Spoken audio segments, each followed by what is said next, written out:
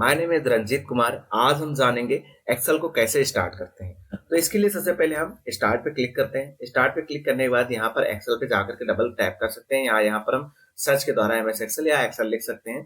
दूसरा ऑप्शन है हमारे पास विंडो आर है। विंडो आर से हम इस तरह रन टैप ओपन कर लेंगे। रन टैप ओपन करने के बाद यहाँ पर हमें लिखना है EXCEL। इसके बाद इंटर करके या ओके करके आप कर सकते हैं। कुछ देर में आपका इस तरह ब्लैंक वर्कबुक ओपन हो जाएगा। जब ब्लैंक वर्कबुक ओपन हो जाएगा, सबसे पहले यहाँ पर हम समझ लेते हैं ये क्या होते हैं। यहाँ पर ये आपका मिनिमाइज होता है। मिनिमाइज करेंगे तो कुछ इस तरह हाइड हो जाएगा। टास्क बार में ये हाइड हो जाता है, ये टास्क बार है आपका। फिर इसके बाद हम यहाँ पर जाएंगे। इसके बाद हम यहाँ से इसे कर सकते हैं। यहाँ से क्या होता है, ये मैक्सिमाइज हो जाता है कुछ इस तरह। यहाँ से हम क्या है, इसका साइज बढ़ा घटा सकते हैं। जैसे हम यहाँ से जाएं, यहाँ से मैक्सिमाइज में हम इसका साइज घटा बढ़ा सकते हैं।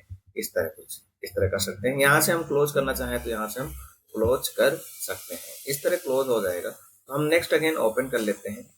अब हम समझ लेते हैं पहले कि आपका एक्सेल होता क्या है। कोई पूछ ले आपसे एक्सेल है क्या, तो एक्सेल एक स्प्रेडशीट सॉफ्टवेयर है जिसे माइक्रोसॉफ्ट ने विकसित किया है। इसका उपयोग डेटा को व्यवस्थित करने, गणनाएं करने, चार्ट बनाने और विभिन्न प्रकार के विश्लेषण करने के लिए किया जाता है। एक्सेल में डेटा को रो और कॉलम में व्यवस्थित किया जाता है। अब हम ये जान लेते हैं कि रो होता क्या है। ये आपके जो भी गिनती में होते हैं 1 2 3 10, ये आपके सारे रो होते हैं इस तरह 6 7 3। अब इसके बाद हमारे रो होते कितने हैं ये जानना बहुत जरूरी है। तो हम यहाँ पर, ये पहला रो है, ये दूसरा है। एट लास्ट अगर जाते हैं तो हमारा एट लास्ट रो आता है 10,48,576 रो होती हैं। एक्सेल में टोटल 10,48,576 रो होती हैं। नेक्स्ट अगेन हमें जान लेना है कॉलम क्या होते हैं। तो ABCD जितनी भी ये आपके लिखे हुए हैं ABCD, ये आपके सारे क्या होते हैं, कॉलम होते हैं। ये S कॉलम है, ये M कॉलम है। इस तरह अगर पूछा जाए how much column, at last column कौन सा होता है, तो एट लास्ट कॉलम XFD होता है। XFD होता है। और कितनी आपकी कॉलम होती हैं, 16,384। गाइस यहाँ पर याद रखना है आपको, 16,384 आपकी क्या होती हैं, कॉलम होता है।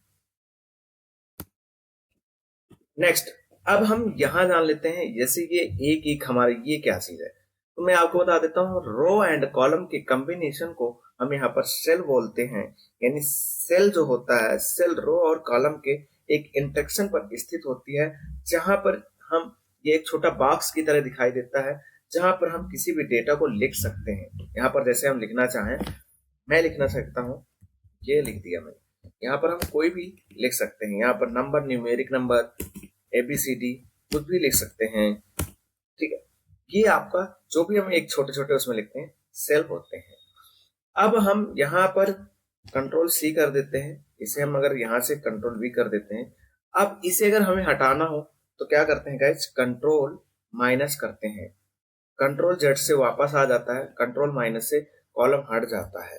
अगर हमें यहाँ पर इनको हटाना हो, रो को, तो हम क्या करेंगे, सबसे पहले मैं इसे इतना सिलेक्ट कर लूंगा, इतना, और कंट्रोल माइनस करके यहाँ पर रो हटाएंगे।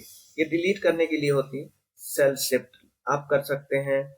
और यहाँ पर हमें क्या हटाना है, रो हटाना है, तो हम यहाँ से एंटर कर देंगे तो रो हट जाती है यहाँ से। इसके बाद हम आपको और बता देते हैं, इसमें ये आपका क्या होता है, फाइल होती है। यहाँ पर सेव कर सकते हैं कोई भी डेटा को वन टाइम।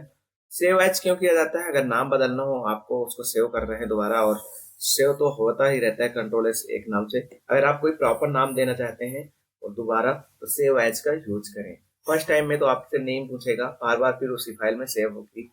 फिर आप चाहे तो सेव एज में दोबारा कोई भी नाम देकर सेव कर सकते हैं। अब हम अगली क्लास में जानेंगे इन सब फॉर्म टाइप्स के बारे में। तो हम आगे पढ़ते हैं इनके बारे में। मिलते हैं नेक्स्ट दूसरी क्लास में शीघ्र ही।